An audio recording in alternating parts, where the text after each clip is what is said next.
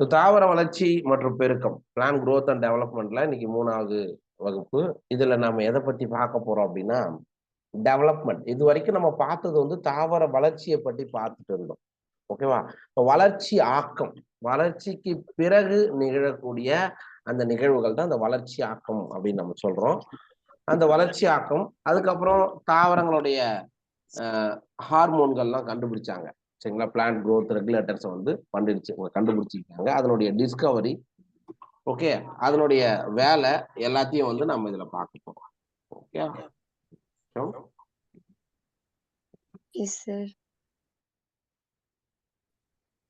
Right. தாவர பெருக்கம், development. Development is a term that includes all changes that an organism goes through during its life cycle from germination of the seed to senescence. அதாவது ஒரு விதை இருக்குல்ல, தாவரத்துல விதை அப்படின்ற ஒரு அமைப்பு இருக்கு. அந்த விதையானது முளைத்து, சரிங்களா, லாஸ்டா இறுதியா என்ன ஆகிறது, முதுமை பருவத்தை அடைகிறது இல்ல, அதுல வரைக்கும் இருக்கக்கூடிய அந்த மாற்றங்களை தான் நாம என்னன்னு சொல்றோம், தாவர பெருக்கம் அப்படின்னு நம்ம சொல்றோம். சரிங்களா? மறுபடியும் சொல்றோம் பாருங்க. தாவர பெருக்கம் அல்லது மேம்பாடு அப்படின்றது விதை முளைத்ததில் இருந்து, சரியா, விதை முளைக்கிறதுல இருந்து அதனுடைய முதுமை பருவம் வரை நடைபெறக்கூடிய மாற்றங்களை தான் நம்ம என்ன சொல்றோம், தாவர பெருக்கம், பிளான் டெவலப்மெண்ட் அப்படின்னு சொல்றோம். புரியுதா இது? Yes, sir. Next, diagrammatic representation of the sequence of process which constitute the development of a cell of a higher plant is given in figure. சரி, எப்படி ஒரு உயர்நிலை தாவரங்கள்ல வளர்ச்சியாக்கம் அப்படின்ற ஒரு நிகழ்வு கம்ப்ளீட்டா நடந்து முடியுது அப்படின்றத நீங்க இந்த படத்துல நீங்க பார்க்கலாம். ஓகே, சரி, எதுல இருந்து எது வரைக்கும் அப்படின்றத ஜஸ்ட் ஆரம்பம் பார்க்குங்க. முதல்ல ஆக்கத்திசு செல், மெரிஸ்டமேட்டிக் செல். எங்க இருக்கும் அந்த மெரிஸ்டமேட்டிக் செல்? வேரோட நுனிப்பகுதி அல்லது தண்டினுடைய நுனிப்பகுதியில் இருப்பதுதான் இந்த ஆக்கத்திசு செல்கள், மெரிஸ்டமேட்டிக் செல். ஓகேவா? ரைட். அந்த மெரிஸ்டமேட்டிக் செல்ல அதனுடைய பிளாஸ்மா வந்து அதனுடைய நிலை, பிளாஸ்மேட்டிக் growth வந்து நடக்கும். பிளாஸ்மாவுடைய growth வந்து புரோட்டோபிளாஸ்மா வந்து இருக்குதுங்களா, அது வந்து நடக்குது. அதுதான் பிளாஸ்மா நிலை வளர்ச்சின்னு சொல்றோம். அப்படி நடக்கும்போது உங்களுக்கு அது நடந்த பிறகு, இட் மீன்ஸ் அதனுடைய பிளாஸ்மா புரோட்டோபிளாசம் இன்க்ரீஸ் ஆன பிறகு செல்கள் வந்து என்ன ஆகும், எலாங்கேஷன், நீட்சி அடையும். செல்கள் நீட்சி அடையும். சார், நீட்சி அடைந்த பிறகு அந்த செல்கள் என்ன நிலை அடையும், வேறுபாடு அடையும், டிஃபரன்ஷியேட் ஆகும். டிஃபரன்ஷியேட் ஆகி அது என்ன ஆகுது, மெச்சுரேஷன், முதிர்ச்சி அடையும். சரிங்களா? அந்த முதிர்ந்த செல், மெச்சுரேஷன்ல முதிர்ச்சி அடைந்த செல் ஃபைனலா எங்க போகும் அப்படின்னா செனிசன் ஸ்டேஜுக்கு போயிட்டு இறந்து போகும். செனிசன் ஸ்டேஜுக்கு போயிட்டு இறந்து போகும். புரியுதா? அதாவது மறுபடியும் நான் சொல்றேன், இங்க பாத்துங்க. இது வந்து மெரிஸ்டமேட்டிக் செல், ரூட் டிப்லயோ அல்லது ஷூட் டிப்லயோ இருக்கலாம், வேர் நுனியிலோ தண்டி நுனியிலோ இருக்கலாம். சார், அவைகள்ல அதனுடைய புரோட்டோபிளாசமானது சைஸ் அதிகரிக்கிறது. சப்போஸ் அதிகரிக்கவில்லை அப்படின்னா, ஏதாவது பிரச்சனை வந்தா மறுபடியும் எங்க வந்துடும், இந்த நிலையை வந்து அடைஞ்சிரும் அப்படின்றதுக்காக இந்த ஏரோ கொடுத்துருக்காங்க. சப்போஸ் வேறுபாடு அடையல அப்படின்னா மறுபடியும் டிவைட் ஆகக்கூடிய அந்த நிலைக்கே வந்துரும் அப்படின்றது அர்த்தம். நம்ம ஏற்கனவே நீங்க செல் சுழற்சியில G0 நிலைன்னு ஒண்ணு படிச்சீங்களா? G0 phase அந்த மாதிரி. அதனால அந்த ஏரோ அப்படி போட்டிருக்காங்க. அப்ப நமக்கு தேவை ஃபர்ஸ்ட் ஆக்கத்திசு செல், மெரிஸ்டமேட்டிக் செல் வந்து உங்களுக்கு என்ன ஆகுது, அதனுடைய புரோட்டோபிளாஸ்மனுடைய அளவு அதிகரிக்கிறது. அதனால அது வந்து என்ன ஆகுது, நீட்சி அடைகிறது. ஃபர்ஸ்ட் வந்து நீட்சி அடையும், ரெண்டாவது வந்து வேறுபாடு அடையும், மூணாவது வந்து முதிர்ச்சி அடையும், மெச்சுரேஷன். சரியா? அப்படி மெச்சூர் அடைந்த செல் நாலாவது செனிசல் ஸ்டேஜுக்கு போயிட்டு அஞ்சாவது இறந்துரும். ஓகேவா? புரியுதா? இப்படிதான்பா ஒரு தாவரங்கள்ல வளர்ச்சியோடைய படிநிலைகள் இப்படிதான் நடக்குது. ஒரு விதை முளைத்ததுல இருந்து இந்த மாதிரியான ஈவெண்ட்லாம் நடந்தாதான் ஃபைனலா அதனுடைய இறப்பு ஏற்பட்டு அதனுடைய வாழ்க்கை சுழற்சியை முடிக்கும். ஓகேவா? நெக்ஸ்ட் பிளாஸ்டிசிட்டி, அதாவது உருமாறும் தன்மை. நிறைய வாட்டி நீட்ல வந்து இந்த பகுதியிலிருந்து கேள்விகள் வந்திருக்கும். உருமாறும் தன்மை, பிளாஸ்டிசிட்டி அப்படின்னு சொல்லுவோம் ஆங்கிலத்துல. இதுல என்ன கொடுத்திருக்காங்க அப்படின்ட்டு பாருங்க. Plants follow different pathways in response to environment or phases or life to form different kinds of structure. அதாவது தாவரங்கள் வந்து வெவ்வேறு விதமான உடல் அமைப்பை உருவாக்குகிறது அப்படின்னு நம்ம படிக்கிறோம் சார். அந்த மாதிரியான சூழலுக்கு அது நிறைய என்ன பண்ணுது, என்வரான்மெண்டல் ரெஸ்பான்ஸுக்கு, இப்ப சுற்றுப்புற சூழலிருந்து வரக்கூடிய அந்த நிகழ்வுகளுக்கு என்ன பண்ணுது, புலன்களை வெளிப்படுத்துகிறது அப்படின்றத சொல்றோம். இங்க பாருங்க, தாவரங்களில் சூழ்நிலை அல்லது வளர்ச்சி நிலைகளுக்கு தகுந்தவாறு தோன்றும் பல்வேறு உருவ அமைப்புகள் தான் நம்ம பிளாஸ்டிசிட்டின்னு சொல்றோம். ஓகே, இப்போ ஒரு சூழல்ல மழையே பெய்யல, சரியா, சுத்தமா மழையே கிடையாது. அப்ப சுத்தமா மழையே இல்லைன்னா அங்க வளரக்கூடிய தாவரங்கள் எப்படி இருக்கும்? நல்லா வாழ முடியுமா?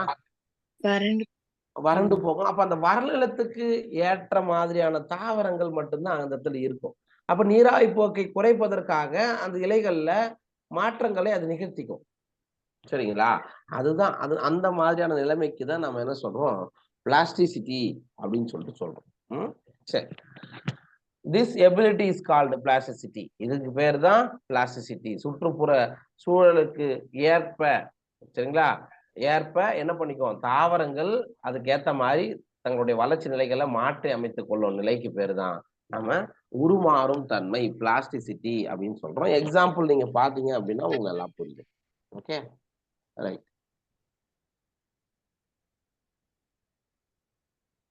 Next example heterophylly in cotton. சரிங்களா, எக்ஸாம்பிள் வந்து ஹெட்ரோஃபில்லி இன் காட்டன். இப்ப அந்த இது பார்த்திருக்கோம்.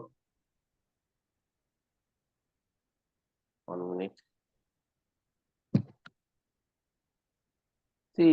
மைக்க மியூட்ல போடுங்க விஷ்ணு. நீங்க மைக் ஆன் பண்றதா தான் எனக்கு பிரச்சனை. உங்களுக்கு கொஸ்டின் கேட்கும் போது, யாரா இருந்தாலும் சொல்றேன், கொஸ்டின் கேட்கும் போது நீங்க பதில் சொல்லுங்க. ஓகே, அதுக்கப்புறம் மைக்க மியூட்ல போடுங்க.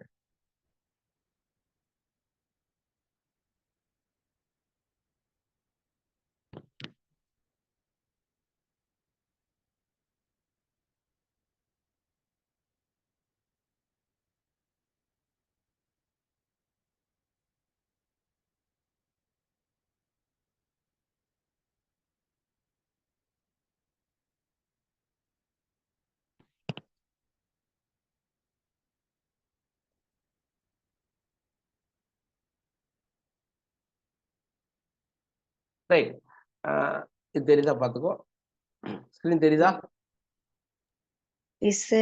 ரைட், ஹெட்ரோஃபில்லி இதுக்கான எக்ஸாம்பிளா கொடுக்குறேன். ஹெட்டிரோனா டிஃப்ரெண்ட்னு அர்த்தம், ஹெட்ரோனா டிஃப்ரெண்ட் அர்த்தம், ஃபில்லினா லீஃப்.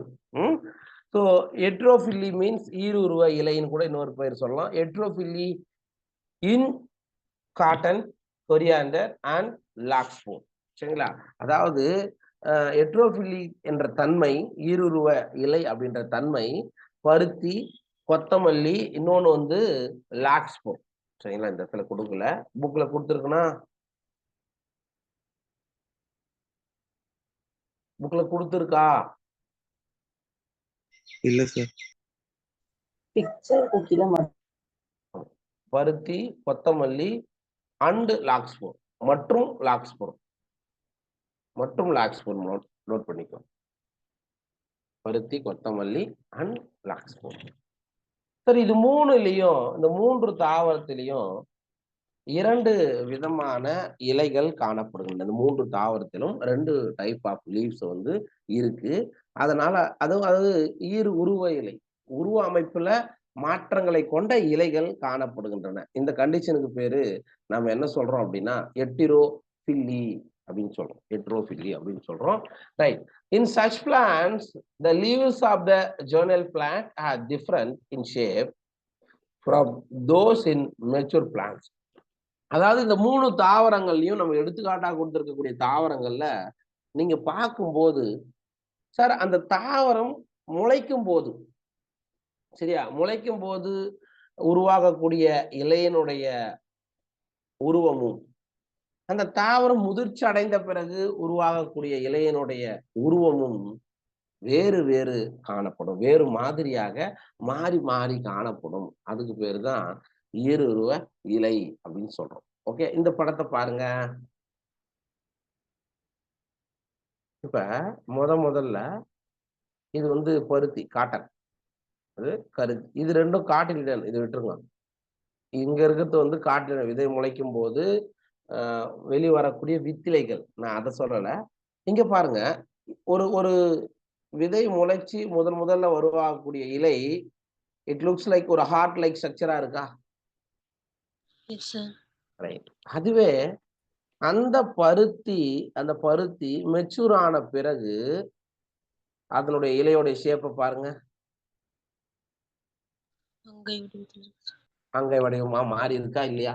இதுக்கு பேரு தான் ஹெட்டிரோஃபிலி. இப்ப புரியுதா? அப்ப அந்த தாவரம் ஆரம்பத்துல முளைத்து உருவாக்கக்கூடிய இலைகள் ஒரு மாதிரியாகவும், அதே மாதிரி மெச்சூர் ஆன பிறகு அதனோட இலையினுடைய ஷேப் வேற மாதிரியாகவும் மாறி இருக்கக்கூடிய கண்டிஷனுக்கு பேரு தான் என்னன்னு சொல்றோம்? ஹெட்டிரோஃபிலி. எடுத்துக்காட்டு பருத்தி, கொத்தமல்லி,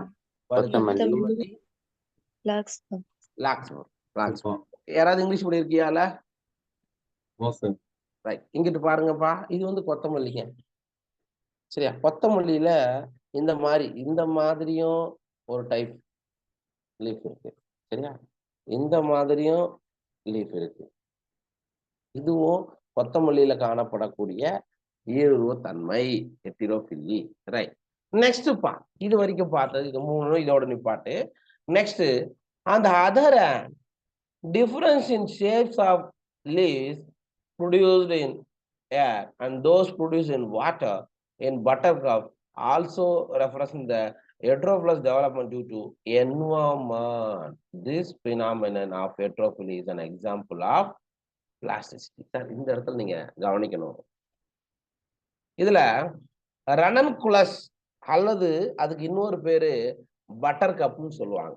ரனன்குலஸ் அல்லது பட்டர் கப் பேரு ஞாபகம் வச்சுக்க. நமக்கு எடுத்துக்காட்டுகள் தான் ரொம்ப அவசியம்.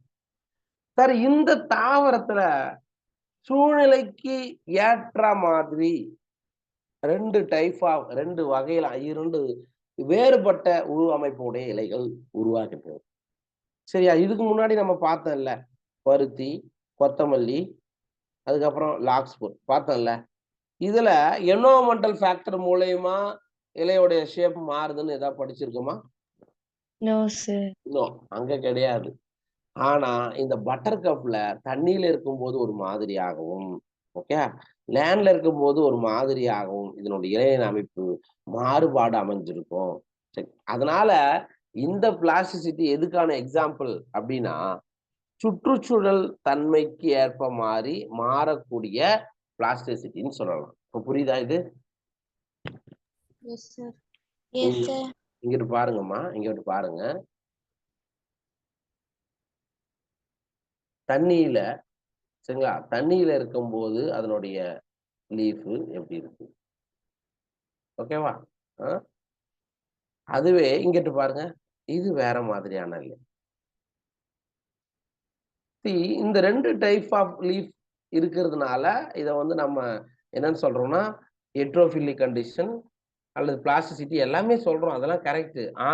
ஆனா இந்த பட்டர்கப் என்வாமெண்டல் மூலியமா, அந்த வார்த்தை தான் நமக்கு அவசியம். சுற்றுப்புற சூழல் மாற்றத்தினால் இதுல இலைகளுடைய உருவமானது மாறுபடுகிறது. அதுதான் இது சொல்றோம். புரியுதா? இந்த தாவரத்தில் நீரில் உள்ள இலைகளின் உருவ அமைப்பும் நீர் பரப்பிற்கு மேல் உள்ள இலைகளின் உருவ அமைப்பும் வேறுபடுகிறது. Okay, the leaves of the zonal plant are different. அது பார்த்துட்டோம். சரி, இங்க and other and difference in shapes of leaves produced in air and those produced in water in buttercup also represent the heterophyllous development due to environment. This phenomenon of heterophily is an example of plasticity. Sir இதுலயும் அப்போ வந்து environmental மூலியமா அந்த இடத்த தான் நீங்க கவனிக்க வேண்டிய இது வந்து நிறைய வாட்டி கொஸ்டின்ல கேட்டிருக்காங்க. டியூ டு என்வாயர்மெண்ட், சுற்றுப்புற சூழல் காரணமாக உருவாகக்கூடிய பிளாஸ்டிசிட்டிக்கு எக்ஸாம்பிள் அப்படின்னு கேட்டா என்ன சொல்லணும்? என்ன சொல்லலாம்?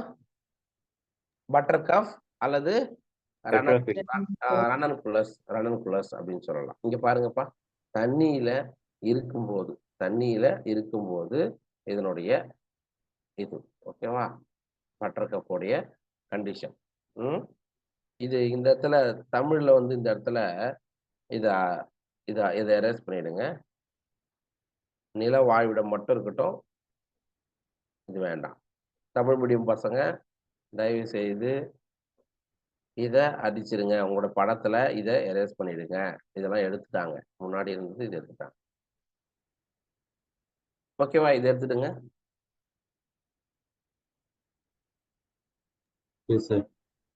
சரிங்களா, இதுதான் வந்து பிளாஸ்டிசிட்டிக்கான எக்ஸாம்பிள். பார்த்துக்கோ. ரைட், இது வரைக்கும் நம்ம என்ன பார்த்துருக்கோம்? தாவர வளர்ச்சினா என்ன, தாவர வளர்ச்சிக்கு அப்புறம் பெருக்கத்தோடைய ஃபர்ஸ்ட் பாட்டு பார்த்துருக்கோம். சார், தாவர வளர்ச்சி ஒழுங்குபடுத்திகள் அப்படின்னா என்ன? பிளான்டோடைய குரோத்தை ரெகுலேட் பண்றது. ஒண்ணு தாவர வளர்ச்சியை ஊக்குவிக்கும் அல்லது தாவர வளர்ச்சியை அடக்கும். சரிங்களா, அப்படிதான் ரெண்டா நம்ம பிரிப்போம் தாவர வளர்ச்சியை ஒழுங்குபடுத்திகளை. ஓகே, தாவர வளர்ச்சி ஒழுங்குபடுத்திகள் அப்படின்றது தாவரங்களுடைய வளர்ச்சிக்கு உதவுபவையாகவோ அல்லது அதை தடுப்பவையாகவோ இருக்கலாம். சரி, பார்க்கலாம். தாவர வளர்ச்சி ஒழுங்குபடுத்தல் இதுல நம்ம என்னெல்லாம் பார்க்க போறீங்க அப்படின்னா, ஃபர்ஸ்ட் வந்து டிஸ்கவரி ஆஃப் பைட்டோ ஹார்மோன்ஸ், தாவர இந்த வளர்ச்சி ஒழுங்குபடுத்திகளுடைய கண்டுபிடிப்பை பத்தி நீங்க பார்ப்பீங்க. அதுக்கு அடுத்தபடியா ஒவ்வொன்றத்தை பத்தின பிசியாலஜிக்கல் எஃபெக்ட், ஆக்சின் எந்த மாதிரி வேலை செய்யுது, சைட்டோகைனின் எந்த மாதிரி வேலை செய்யுது, அதுக்கப்புறம் ஜிப்ரலின் எப்படி வேலை செய்யுது. Okay, auxin, cytokinin, gibberellin. அதுக்கு அடுத்தது அப்சிசிக் அமிலம் எப்படி வேலை செய்யுது, எத்திலின் எப்படி வேலை செய்யுது, இதெல்லாம் தான் பார்க்க போறோம். சரிங்களா, ரைட். இப்போ வந்து பிளான்ட் growth ரெகுலேட்டர்ஸ் அதனுடைய பண்புகளை பத்தி நம்ம பார்க்கலாம். The plant growth regulators are small, அதாவது தாவர வளர்ச்சி ஒழுங்குபடுத்திகள் அப்படின்றவை பிஜிஆர் அப்படின்னு சொல்லுவாங்க. ஷார்ட் ஃபார்மா பிளான்ட் growth ரெகுலேட்டர்ஸை பிஜிஆர் அப்படின்னு சொல்லுவாங்க. பிஜிஆர்எஸ் அது ஞாபகம் வச்சுக்கோ. சார் பிஜிஆர்னு கொஸ்டின் கொடுத்துட்டான்னு வச்சுக்கோ, அப்படின்னா என்னன்னு தெரியாம நிக்க கூடாது. அது தாவர வளர்ச்சி ஒழுங்குபடுத்திகளை தான் ஷார்ட்டா என்ன சொல்றாங்க, பிஜிஆர் அப்படின்னு சொல்றாங்க. The plant growth regulators are small, simple molecules of diverse chemical composition. Sir, பல்வேறு விதமான வேதிப்பொருட்களை கொண்ட சிறிய எளிய மூலக்கூறுகள், பார்க்கறதுக்கு சிம்பிள் மாலிகுலா இருந்தாலும் டைவர்ஸ் கெமிக்கல் காம்போசிஷன், வேறுபட்ட அல்லது பரந்த வேதிக்கூறுகளின் உள்ளமைவை கொண்டதுதான் இந்த தாவர வளர்ச்சி ஒழுங்குபடுத்திகள் அப்படின்னு சொல்றாங்க. சரிங்களா, right. They could be indole compounds like indole 3 acetic acid, that is IAA. Sir, அப்ப இந்த தாவர வளர்ச்சி ஒழுங்குபடுத்திகள்ல இருக்கக்கூடிய அந்த வேதிப்பொருட்களை எப்படிலாம் சொல்றாங்க அப்படின்னா, ஃபர்ஸ்ட் வந்து அவைகள் இண்டோல் பொருட்களாக இருக்கலாம். இண்டோல் காம்பவுண்ட்ஸ் அப்படின்னா என்னன்னா IAA, அதுதான் இண்டோல் 3 அசிட்டிக் ஆசிட் அப்படின்னு சொல்லுவோம். சரிங்களா, IAA எங்கன்னா கேள்விப்பட்டிருக்கீங்களா?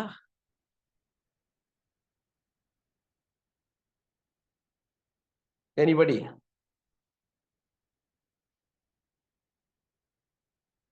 Yes or no? No, sir. Auxin கேள்விப்பட்டிருக்கீங்களா? ஆக்சின். Yes, sir. ஆமா, அதுக்குள்ள வரதுதான். ரைட். அடினைன் பொருட்கள் கூட தாவரங்கள்ல காணப்படுகின்றன. அது அடினைன் பொருட்களை பொறுத்த மட்டும் N6 பர்ஃபியூரைல் அமினோ பியூரின், கைனெட்டின், இதெல்லாம் அடினைன் காம்பவுண்ட்ஸ். இது ரொம்ப அடினைன் டெரிவேட்டிவ்ஸ். தம்பி, இந்த இடத்துல உங்களுக்கு match the following type of question உங்களுக்கு வரும். ஒரு பக்கம் இண்டோல் பொருட்கள் கொடுத்துருவாங்க, இன்னொரு பக்கம் IAA இருக்கும். ஒரு பக்கம் அடினைன் டெரிவேட்டிவ்ஸ் கொடுத்துருவாங்க, இன்னொரு பக்கம் கைனேட்டின் அல்லது N6-furylaminofurin. அதாவது அதுதான் அது மாதிரி இன்னொரு வாட்டி சொல்றோம். ஒரு பக்கம் கரோட்டினாய்டுகளை கொடுத்துருவாங்க, இன்னொரு பக்கம் அப்சிசிக் ஆசிட் கொடுத்துருவாங்க. டெர்பீன்களுக்கு வந்து ஜிப்ரலிக் ஆசிட் கொடுத்துருவாங்க. வாயுக்கள்னு கொடுத்துட்டு எத்திலின்னு கொடுத்துருவாங்க. புரியுதா? Yes sir. அதனால எது எந்தனுடைய டெரிவேட்டிவ்ஸ் அப்படின்றது நாம தெரிஞ்சுக்கணும்.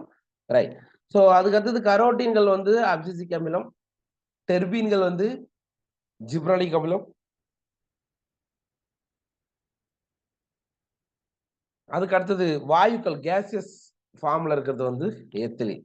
இது எல்லாமே தாவர வளர்ச்சி ஒழுங்குபடுத்திகள்னு சொல்றோம். புரியுதா இந்த பாயிண்ட்? Yes sir.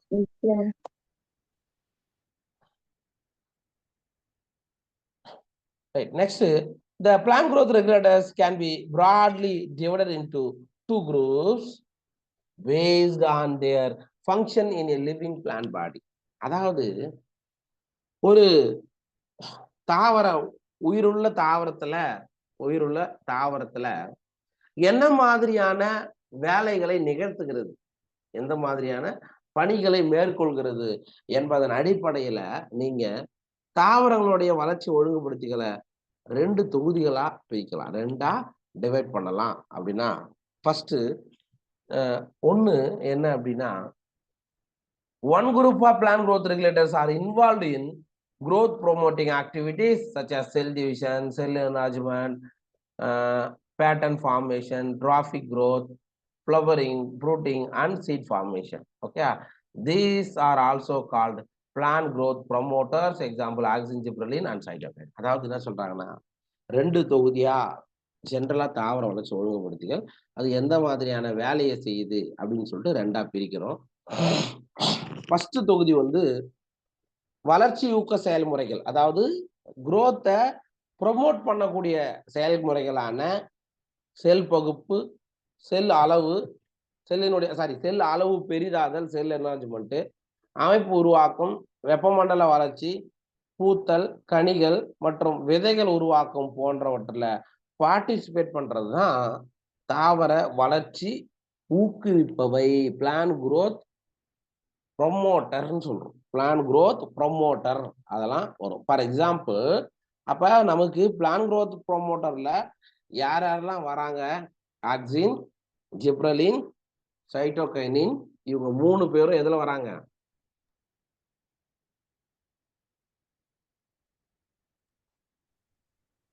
எப்பா இது 3 எதன் கீழே வருது? முதல் தொகுதி. என்னது? தாவர வளர்ச்சியை ஊக்குவிப்பவை, growth promoter. இங்கிலீஷ்ல தான் ஒரு சில விஷயங்களை இங்கிலீஷ்ல படிச்சாதான் புரியும். அதாவது இங்க பாருங்க, பிளான் growth ரெகுலேட்டரை 2ஆ டிவைட் பண்றாங்க, 2ஆ பிரிக்கிறாங்க, என்ன மாதிரியான வேலையை செய்யுது அப்படின்னு. ஓகே, ஃபர்ஸ்ட் ஒன்று வந்து பிளான்ட் growth promoter, தாவர வளர்ச்சி ஊக்குவிப்பவை. 2வது வந்து பிளான் growth inhibitor, தாவர வளர்வடக்கிகள், வளர்ச்சியை அடக்குபவை அப்படின்னு 2ஆ பிரிக்கிறாங்க. சார், இந்த பிளான் growth ப்ரொமோட்டர்ல தான் ஆக்சின், ஜிப்ரலின், சைட்டோகைனின் வருது. ஓகேவா? புரியுதா? Yes sir. பிளான் growth inhibitorல அப்சிசிக் ஆசிட் பிளஸ் எத்திலீன், இது 2ம் தான் பிளான் growth inhibitor, தாவர வளர்ச்சியை அடக்குபவைன்னு சொல்றோம். இப்ப புரியுதா? ஒரு ஐடியா கிடைக்குதா? ஜென்ரலா பிளான் growth ரெகுலேட்டர், அதை நீங்க 2ஆ பிரிக்கிறீங்க. growth promoter அப்படின்னா வளர்ச்சியை ஊக்குவிப்பவை அப்படின்னு சொல்றோம். அது வந்து ஆக்சின், ஜிப்ரலின், சைட்டோகைனின்னு சொல்லலாம். growth inhibitor வந்து வளர்ச்சி அடக்கிகள்னு சொல்லலாம். அதுக்கு வந்து அப்சிசிக் ஆசிட் அண்ட் எத்திலீன் சொல்லலாம். இப்போ ஓகேவா? Okay sir. 2வது தொகுதி அப்படின்றத பாருங்க. The plant growth regulators of the other group play an important role in plant responses to wounds and stresses of biotic and abiotic origin. Sir, இது வந்து உயிர் உள்ள அல்லது உயிரற்ற காரணிகளுக்கு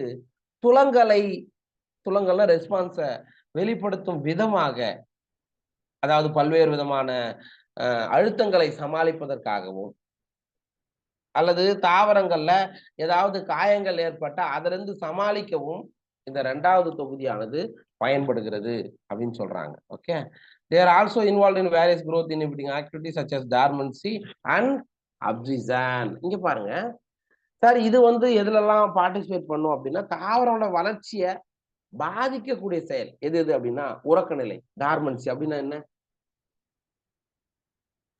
தகுந்த சூழல் வரையும் முளைக்காது சார். ஆமா, அப்போ ஒரு சில விதைகள் எவ்வளவு நாள் ஆனாலும் முளைக்காம போயிடும். சரி, அது உறக்க நிலையில இருக்குன்னு அர்த்தம். அதுக்கப்புறம் சூட்டபிள் கண்டிஷன் அதுக்கு கிடைக்கும் போதுதான் அது என்ன ஆகும், வளரும்.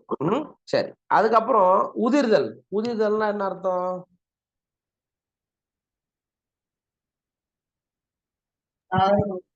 ஒரு மரத்துல ஃப்ரூட்ஸ் இருக்கு, கீழே விழுறது, அது பேர் தான் உதிர்தல்.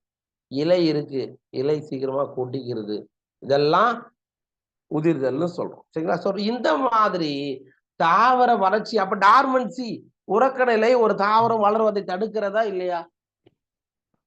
Yes sir. அதே மாதிரி இலையெல்லாம் உதிர்ந்துச்சுன்னா அந்த தாவரங்களை ஒளிச்சேர்க்கை ஒழுங்கா நடக்குமா? அப்ப அதெல்லாம் நம்ம என்ன சொல்லலாம், தாவர வளர்ச்சியை பாதிக்கக்கூடியவை அப்படின்னு சொல்லலாம். அதனால இதை நம்ம என்ன சொல்றோம், பிளான்ட் growth inhibitorன்னு சொல்றோம். ஓகேவா? Okay sir. For example abscisic acid and ethylene. Abscisic acid, ethylene இது ரெண்டுமே பிளான்ட் growth inhibitorல வரும். சரிங்களா? ரைட். அடுத்ததான் நம்ம பார்க்க போறோம். புரிஞ்சுச்சா? Yes sir. யாராவது ஒருத்தர் சொல்லு, தாவர வளர்ச்சி ஒழுங்குபடுத்திகளை பத்தி சொல்லுங்க, growth ரெகுலேட்டர் பத்தி சொல்லுங்க.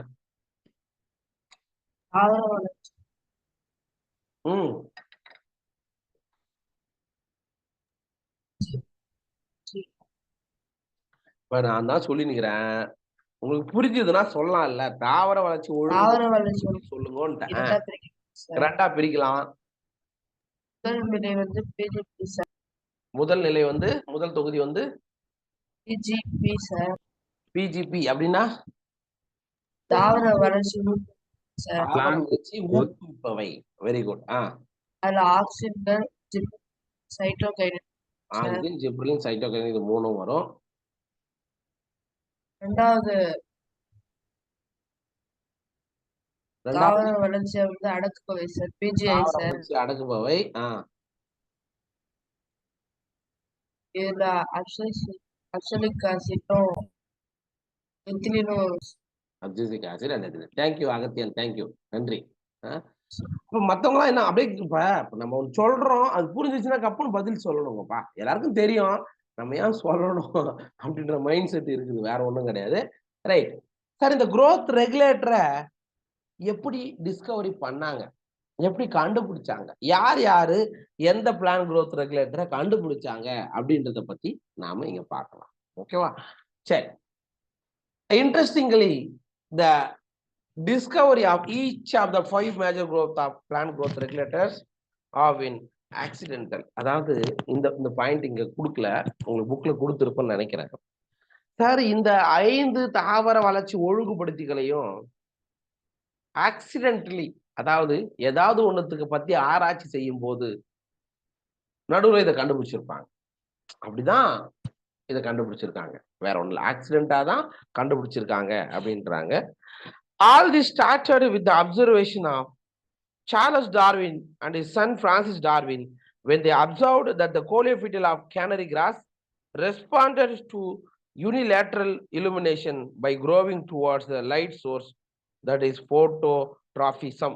சார், phototrophismனா என்ன முதல்ல அது தெரிஞ்சுக்கங்க, அப்புறமா இதுக்குள்ள போலாம். சொல்லுங்க பார்க்கலாம். phototrophism அப்படின்னா என்ன தெரியுமா? போட்டோன்னா லைட்டு, ஒளி சொல்லிட்டேன் நானே. அப்படின்னா சூரியகாந்தி வரும். போட்டோட்ராபிக் எக்ஸாம்பிள் சூரியகாந்தி. ஏன்பா அதை சொல்றோம்? இந்த ஒளியை சார்ந்து வளரும். ஒளி எந்த திசையில அடிக்குதோ அல்லது ஒளி எந்த திசையில இருந்து தாவரத்தின் மீது படுதோ அந்த திசையை நோக்கி அந்த தாவரத்தினுடைய உறுப்புகள் வளர்ந்து செல்லக்கூடிய அமைப்பு தான் நம்ம அப்படி சொல்றோம். ஓகேவா? அதுக்கு பேர் தான் போட்டோட்ராபிசம். போட்டோட்ராபிசம்னா அதான் ஒளி எந்த பக்கம். அது நீங்க சின்ன வயசுல ஒரு சில எக்ஸ்பெரிமெண்ட் எல்லாம் பார்த்துருப்பீங்கப்பா. நீங்க ஒரு பிளான்ட்டை என்னதான் வீட்டுக்குள்ள வச்சாலும் ஜன்னல் வழியா ஒளி வருதுன்னு வச்சுக்கோ, அப்ப அதனுடைய பிரான்ச்சஸ்ல எந்த பக்கம் வளரும்? ஒளி வரும். ஒலிக்கேற்ப வளரும் சார். ஒளி ஒளி எந்த திசை பக்கம் வளரும் வந்து சார். எந்த திசையில இருந்து படுதோ அந்த திசையை நோக்கி தான் வளரும். இதுக்கு பேர் தான் என் போட்டோட்ராபிசம். Right right. அப்ப இது வந்து என்னன்னா சார்லஸ் டார்வினும் அவங்களுடைய சன் பிரான்சிஸ் டார்வின் 2 பேரும் கேனரி கிராஸ் அப்படின்றது ஒரு புல் வகைப்பா. கேனரி கிராஸ் தமிழ்ல கொடுத்துருப்போம், பார்த்துக்கோ.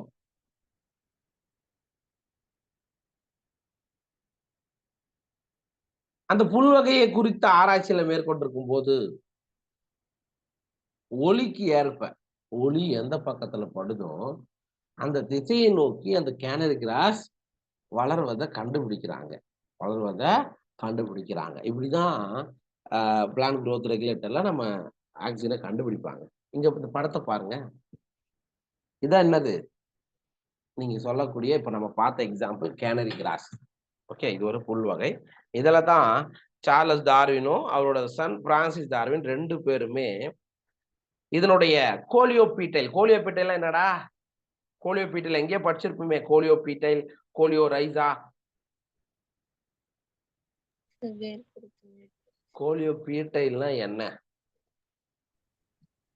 முளை குருத்து சார். முளை குருத்தா, முளை குருத்து உரையா? முளை குருத்து சார். உரை. கோலியோபீட்டல். முளை குருத்துனா என்ன? ஷூட்டை குறிக்கும். முளை குருத்து. முளை குருத்து உரை. எக்ஸாக்டா கோலியோபீட்டைல் அப்படின்றது இங்க பாருங்க ராஜா, இதெல்லாம் ஏற்கனவே நடத்திட்டோம்ப்பா. இது முளை குருத்து இப்படி வளருதுன்னு வச்சுக்கோ, அதுக்கு மேல ஒரு லேயர் இருக்கும்.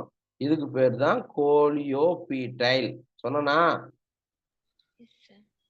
இதுதான் முளை குருத்து உரை. ஓகே, அப்ப அவங்க என்ன சொல்றாங்க, இந்த கோலியோபீட்டைல் லைட்டை நோக்கி, ஒளியை நோக்கி வளர்வதாக சொல்றாங்க.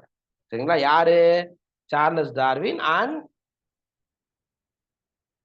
Francis Darwin. அவரோட பையன். Okay, right. அடுத்தது,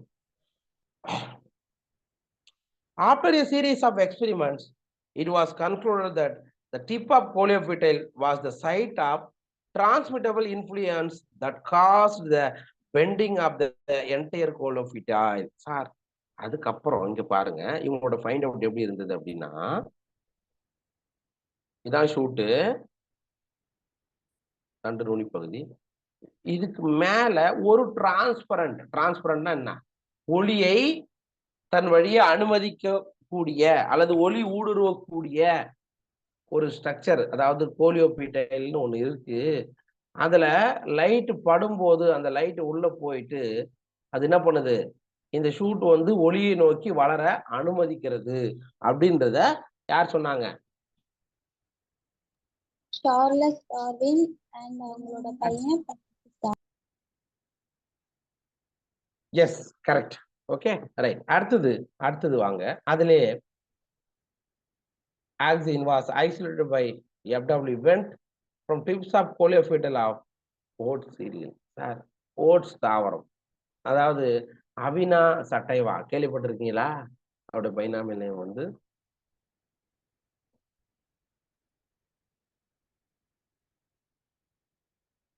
யாருமே 12th ஸ்டூடெண்ட் இல்ல? 12th ஸ்டூடெண்ட் இல்லையா? 12வது படிக்கக்கூடிய ஸ்டூடெண்ட் யாருமே இல்லையா? இருக்கீங்க தானே? அவினா கர்வேச்சர் டெஸ்ட்லாம் நீங்க கேள்விப்பட்டதே இல்லை. கேள்விப்பட்டிருப்பீங்க, ஆனா சொல்ல மாட்டீங்க. ரைட்டுப்பா. சார், இந்த ஓட்ஸ் உடைய பைனாமியல் நேம் தான் அவினா சட்டைவா. சார், இந்த அவினா சட்டைவா அப்படின்ற தாவரத்துல அதனுடைய கோலியோபீட்டைல் அந்த முளை குருத்து உரையில இருந்து ஆக்சினை ஃபர்ஸ்ட் பிரித்தெடுத்தவர், ஐசோலேட் பண்ணவர் யார் அப்படின்னு கேட்டா யார் தான்?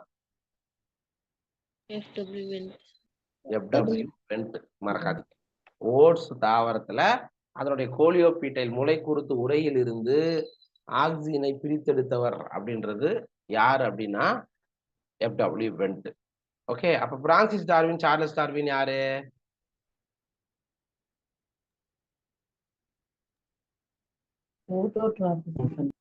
போட்டோட்ராபிசம், அதாவது ஒளிக்கு ஏற்ப கேனரி கிராஸ், அது ஞாபகம் வச்சுக்கோ. அதனுடைய இது வந்து ஒளிக்கேற்ப வளருகிறது. அப்ப அங்க ஏதோ ஒண்ணு இருக்குது அப்படின்னு சொல்லிட்டு சொன்னவங்க தான் சார்லஸ் டார்வினும் பிரான்சிஸ் டார்வினும். இப்ப புரியுதா? Yes sir. டிஸ்கவரியில ஒவ்வொரு சயின்டிஸ்டும் என்னென்ன பண்ணிருக்காங்க அப்படின்றது நீங்க தெரிஞ்சுக்கணும்ப்பா. ரைட், இங்க பாருங்களேன். அப்ப இதான் மூளைக்குருத்து. இந்த மூளைக்குருத்தின் மீது ஒளியானது படும்போது எந்த பகுதியிலிருந்து ஒளி படுகிறதோ அந்த திசையை நோக்கி வளைகிறதா இல்லையா? Yes yes sir. இதான் அந்த திசையை நோக்கி வளையும். இதுக்கு பேர் தான் போட்டோட்ரோபிசம் அப்படின்னு சொல்லலாம். ரைட். இதுவே இவருடைய எக்ஸ்பெரிமெண்ட் இப்படிதான் செஞ்சு பார்த்தாங்க. இங்க பாருங்க சார், இந்த தாவரத்துல நுனி பகுதி என்ன பண்ணிடுறாங்க? வெட்டிடுறாங்க. டிப் பொசிஷன் சார், இப்படி இருக்கக்கூடிய அந்த டிப்பை என்ன பண்ணிடுறாங்க? தனியா வெட்டிடுறாங்க. இப்ப லைட் இது மேல படும்போது இது என்ன ஆகல? ஒளிய நோக்கி வளரல. இட் மீன்ஸ், அல்லது இங்க பாருங்க, இந்த கோலியோபீடில் அமைந்திருக்கக்கூடிய பகுதிய ஒரு டின் பேப்பர், சுத்தமா ஒளி ஊடுருவே வராது. ஒளி உள்ள பாஞ்சு வரவே முடியாது. அப்படி ஒரு பேப்பரை போட்டு, டின் பேப்பரை போட்டு நல்லா கவர் பண்ணிட்டாங்க. அந்த இடத்துல அந்த ஒளியை நோக்கி இது வளருமா? வளராது. ஏன்னா என்ன படல? அதுல ஒளி படல. அதான் அதுக்கான அர்த்தம். சரி, அதே மாதிரி இங்க பாருங்க, இந்த அவினாஷ் சட்டைவாவுடைய டெஸ்ட் தான் இது. இங்க பாருங்க,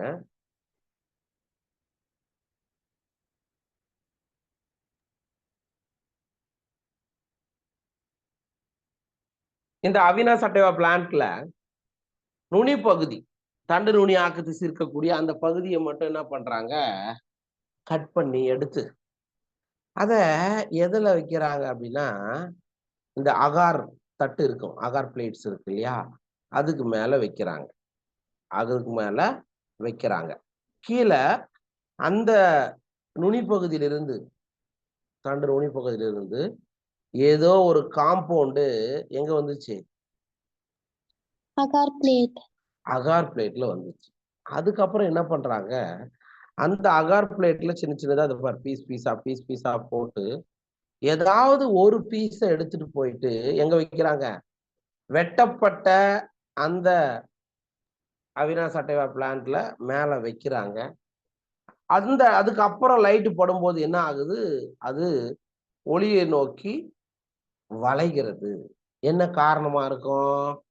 இங்க வளையல, இங்க வந்து ஒளியை நோக்கி வளரல. ஆனா இந்த இடத்துல நடக்குதே, என்ன காரணம்?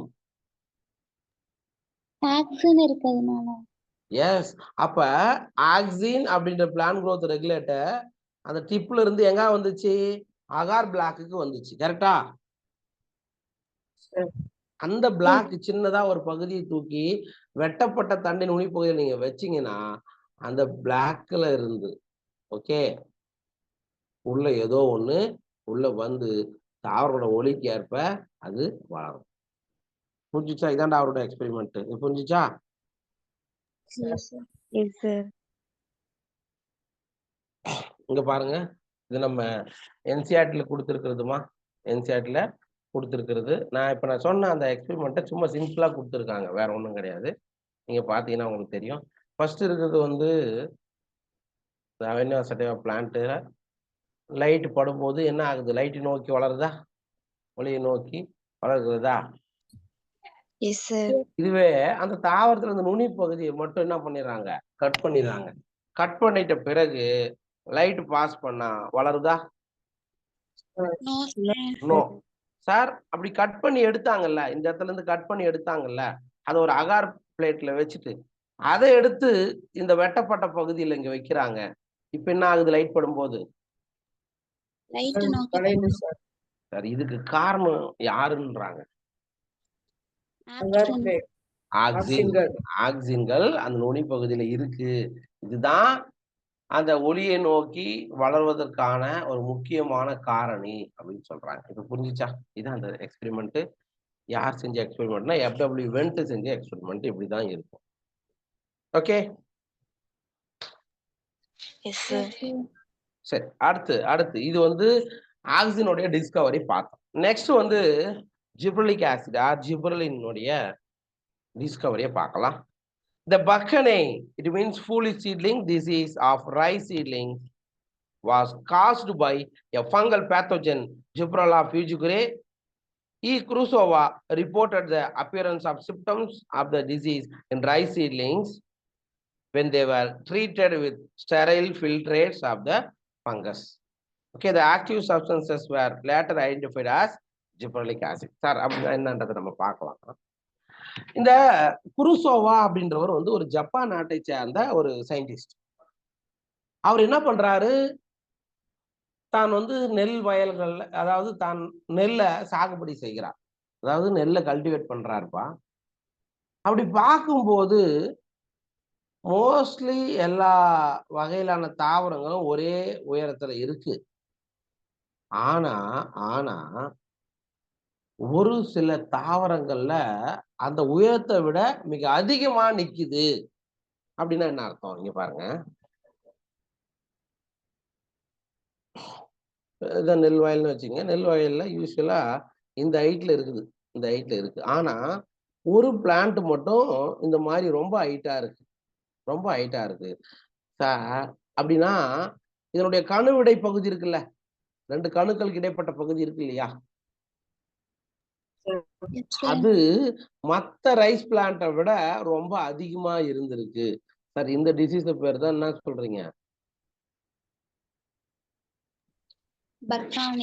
பக்கனே, கோமாளித்தன நோய், பூலிஷ் டிசீஸ்ன்னு சொல்றோம். ஏன்னா இப்ப இந்த சர்க்கஸ் எல்லாம் பார்க்கும்போது இந்த கட்டைக்கால் வச்சுக்கிட்டு ஆடுவாங்க, பாத்துக்கிறீங்களா? எல்லாரும் நம்மளாம் நார்மலா ஹைட்டா இருப்போம், அவங்க மட்டும் ரொம்ப ஹைட்டா இருக்கிற மாதிரி தெரியும். அந்த மாதிரி நெற்பயிர்ல ஒரு சில பயிர்கள் இந்த மாதிரி ரொம்ப ஹைட்டா வளர்ந்துருக்கு. அதனால இந்த டிசீஸுக்கு பேர் என்னன்னு பேர் வச்சிட்டாங்க, நெல்லில் கோமாளித்தன நோய், பூலிஷ் டிசீஸ் இன் ரைஸ். ஓகேவா சார்? அப்ப அந்த ஏன் இந்த ஒரு பிளான்ட் மட்டும் ரொம்ப உயரமா இருக்கு? அப்ப அந்த கணுடைய பகுதியில என்னவோ இருக்கு, சரிங்களா? அதை பத்தின ரிசர்ச் அவர் பண்ணும்போது ஒரு முடிவுக்கு வராங்க. என்ன சொல்றாங்க அப்படின்னா, அதுல என்ன இருக்கு, ஒரு ஆக்டிவ் சப்ஸ்டன்ஸ் இருக்கு. அந்த சப்ஸ்டன்ஸ் பேரு தான் ஜிப்ரலிக் ஆசிட். அந்த சப்ஸ்டன்ஸ் பேர் தான் என்னது? Gibberellic acid. அதுதான் நம்ம என்னன்னு சொல்றோம், ஜிப்ரலின் அப்படின்ற பிளான்ட் growth ரெகுலேட்டர். அப்படிதான் குருசோவா ஜிப்ரலிக் ஆசிட், அதாவது ஜிப்ரலின் இப்படிதான் கண்டுபிடிச்சார். இப்ப புரியுதா?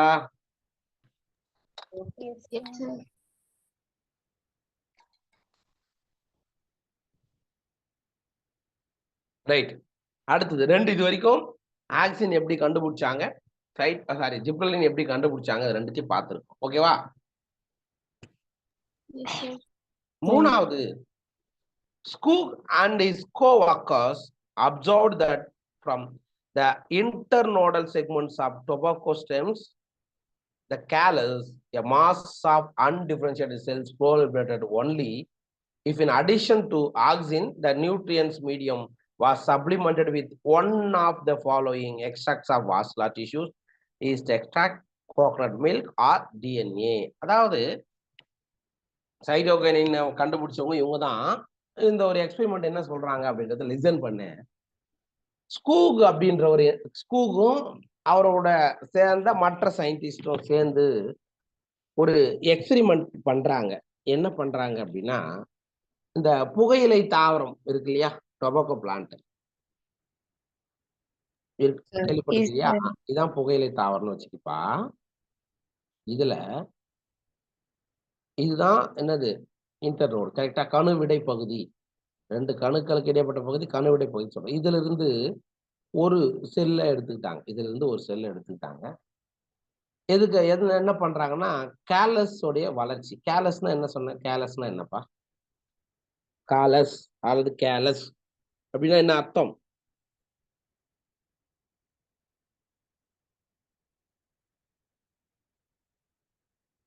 undifferentiated mass of cell. undifferentiated mass of cell, அதுக்கு பேர் தான் கேலஸ். டிஷ்யூ கல்ச்சர்ல படிச்சது இல்லையா?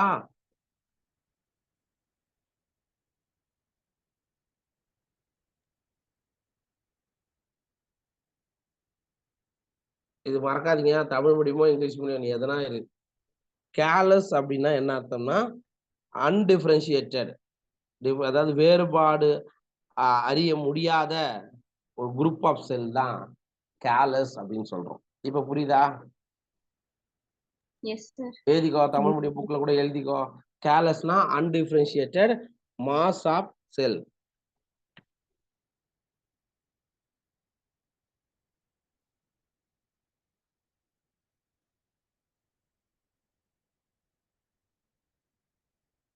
நோட் பண்ணிட்டியா?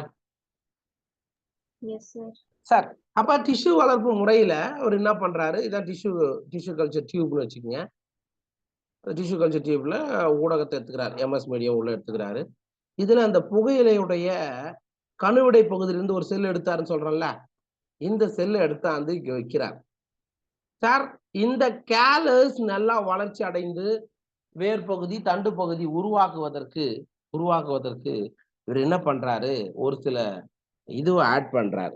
அந்த இதுல என்னென்னலாம் ஆட் பண்றாரு அப்படின்னா, வாஸ்குலர் டிஷ்யூடைய எக்ஸ்ட்ராக்ட், சைலம் ஃப்ளோயம்லாம் இருக்கு இல்லையா, அதனுடைய எக்ஸ்ட்ராக்ட், அதே மாதிரி ஈஸ்ட் எக்ஸ்ட்ராக்ட், அதே மாதிரி இளநீர், ஓகே, அல்லது டிஎன்ஏ, இப்படிலாம் ஆட் பண்ணும்போது அது என்ன பண்ணுதான்? வேர் பகுதியும் தண்டு பகுதியும் சீக்கிரமா உருவாக்குதான். சரிங்களா? ஸோ அப்படி பண்ணும்போது தான் அவங்களுக்கு அப்ப அந்த வாஸ்குலார் எக்ஸ்ட்ராக்ட், இந்த வாஸ்குலார் சைலம் ஃப்ளோயத்துடைய சாறு அல்லது ஈஸ்ட் எக்ஸ்ட்ராக்ட், இதுல ஏதோ ஒண்ணு இருக்கு அப்படின்னு சொல்லிட்டு கண்டுபிடிக்கிறாங்க. அதுதான் எது? சைட்டோகைனின். அதுதான் என்ன சொல்றாங்க? சைட்டோகைனின் அப்படின்னு சொல்றாங்க. இப்ப புரியுதா? Yes, sir. Yes, sir. அதுக்கப்புறம் இந்த மில்லர்ன்றவர் முதல்ல ஆராய்ச்சி மில்லர் அப்படின்றவர் என்ன பண்றாரு அப்படின்னா, மில்லர் எட்டால் 1955, 1955 இது இருக்கா? வருஷம் இருக்கா? பார்த்துக்கோ. Yes, sir. ரைட். மில்லர் வந்து 1955ல identified and crystallized the cytokinesis promoting active substances that they termed kinetin. அப்ப இந்த இடத்துல இங்க பாருங்க, இந்த இடத்துல இந்த கேலசி தான் கேலஸ். இந்த கேலஸ்ல இருந்து வளர்ச்சி அடைந்து வேறு தண்டு உருவாகிறதுக்கு இது என்ன ஆகுது? சைட்டோகைனசிஸ், செல் பகுப்பு அடையுதா? செல் டிவைட் ஆகுது. ஸோ அதுக்கு காரணம் ஒரு growth ரெகுலேட்டர், அது பேர் தான் சைட்டோகைனின் அப்படின்னு பேர் வச்சாங்க. புரியுதா? இப்ப Yes, sir. கைனட்டின் அல்லது சைட்டோகைனின் எதுனா ஞாபகம் வச்சுக்கோங்கப்பா. இப்படிதான் உங்களுக்கு சைட்டோகைனின் கண்டுபிடிச்சாங்க. மூணு இது வரைக்கும் 3 பிளான் growth ரெகுலேட்டர் எப்படி கண்டுபிடிச்சிருக்காங்க அப்படின்றது தெரியும். ஓகேவா? ரைட். அதான் இங்க கொடுத்துருக்கேன். இவர் வந்து காலஸ் வளர்ச்சிக்கு ஆக்சிஜனோடு சேர்ந்து வேற என்னென்னலாம் யூஸ் பண்ணாரு? வாஸ்குலர் டிஷ்யூ சாறு, ஈஸ்ட் சாறு, தேங்காய் நீர் அண்ட் டிஎன்ஏ இதெல்லாம் பயன்படுத்தும் போது தான் அங்க வளர்ச்சி நடந்தது. அப்ப இதுல ஏதோ ஒண்ணு இருக்குன்னு கண்டுபிடிக்கும் போது தான் என்ன கிடைச்சது? சைட்டோகைன் கிடைச்சது. ஓகேவா? Yes, sir. அல்லது கைனட்டின் கிடைச்சது. Okay, right. அடுத்தது, touring mid-1960s 3 independent researchers reported the purification and chemical characterization of 3 different kinds of inhibitors,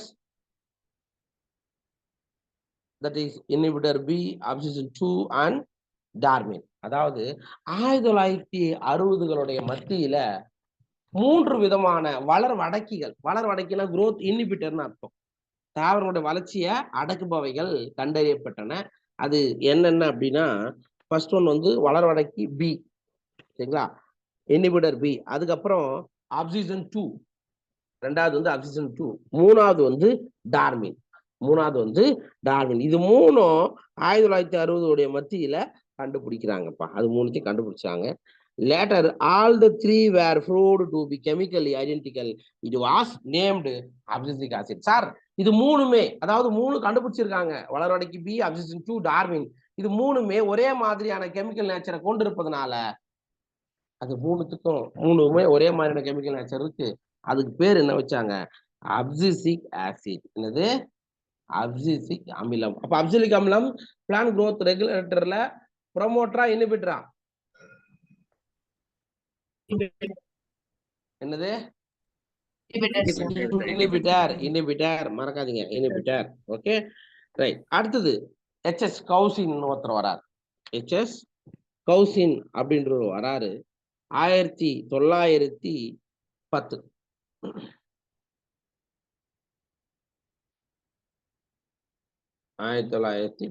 இதான் H.H. கௌசினுடைய இயரு.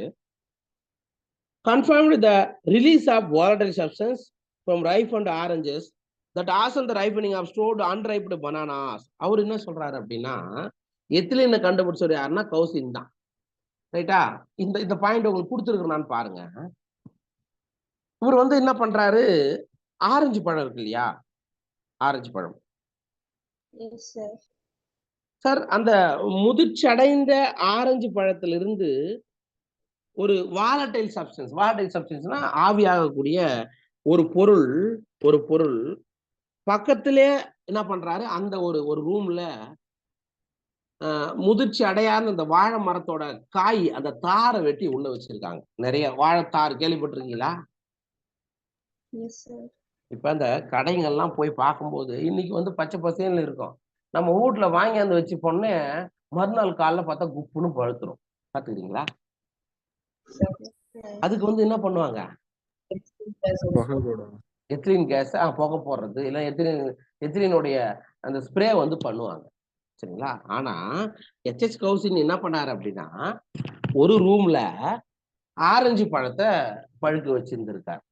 அந்த ஆரஞ்சு பழம் பழுத்து அதுல அந்த வாயு நிலையில ஒரு பொருள் வெளியேறி இருக்கு, வாலடைல் காம்பவுண்ட்ஸ் வெளியேறி அது என்ன பண்ணிருக்கு, பக்கத்திலே இருந்த அந்த வாழைக்காய மறுநாள் பழுக்க வச்சு முடிச்சிருக்கு.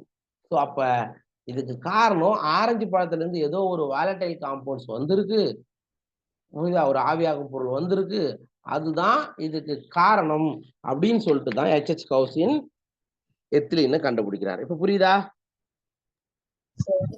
இதுதான் சார் வாயு நிலையில் உள்ள ஒரு பிளான் growth ரெகுலேட்டர். சரியா?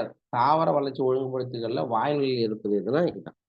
Let us study some of the physiological effects of these 5 categories of plant growth regulators in the next section. சரிங்களா சார்? அடுத்ததா இது வரைக்கும் நம்ம இந்த 5 பிளான் growth ரெகுலேட்டரை பார்த்திருக்கோம். ஒவ்வொன்றத்தை பத்தியும் சரி அதனுடைய பிசியாலஜிக்கல் ஆக்டிவிட்டியை பத்தியும் நம்ம நெக்ஸ்ட் கிளாஸ்ல பார்க்கலாம். இது வரைக்கும் பார்த்ததுல புரிஞ்சுச்சா? Yes, sir. Yes, sir. Next class physics ready ஆயிடுங்க. Thank you so much.